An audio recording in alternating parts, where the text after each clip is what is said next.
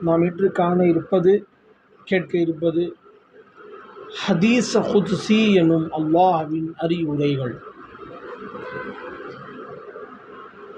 ஹதீஸ் என்றால் நபிநாயகம் ஸல்லல்லாஹு அலைஹி வஸல்லம் அவர்களுடைய நாவினால் வெளிவரும் பொன்மொழிகள், பொன் சொற்கள், அதையெல்லாம் ஹதீஸில் இடம்பெறும். ஹதீஸ் என்பதற்கு சொல் அல்லது உரை என்று பொருள். குத்ஸி என்பதற்கு தூய்மை என்று பொருள். பியூர் குத்ஸி, பியூர் குத்ஸி என்பதற்கு தூய்மை என்று பொருள். ஹதீஸ் குத்ஸி என்றால் இறைவனின் தூய சொல் என்று பொருள்.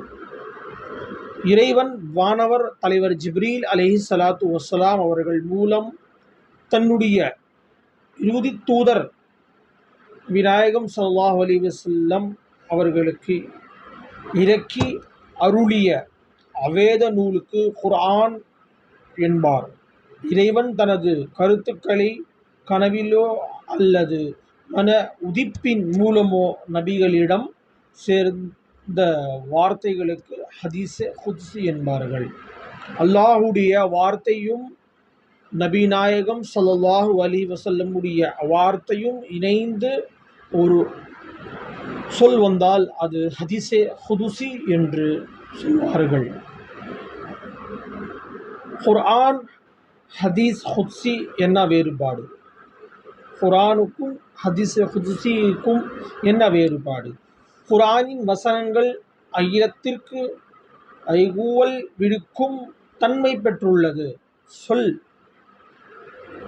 சொல் நயத்தாலும் பொருள் செறிவாலும் இலக்கிய தரத்தாலும் இது இலக்கிய உலகிற்கு ஒரு சவாலாக திகழ்கின்றது.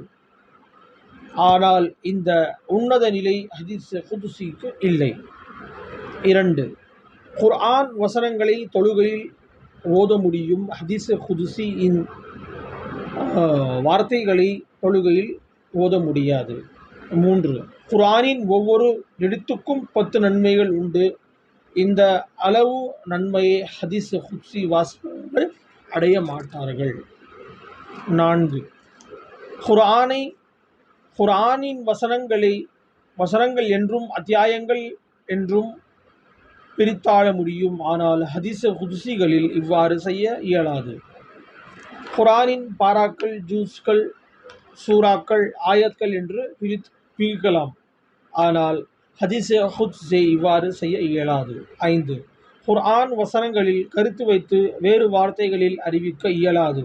ஆனால் ஹதீஸ் குத்ஸியை மையமாக வைத்து வேறு வார்த்தைகளால் அறிவிக்கலாம்.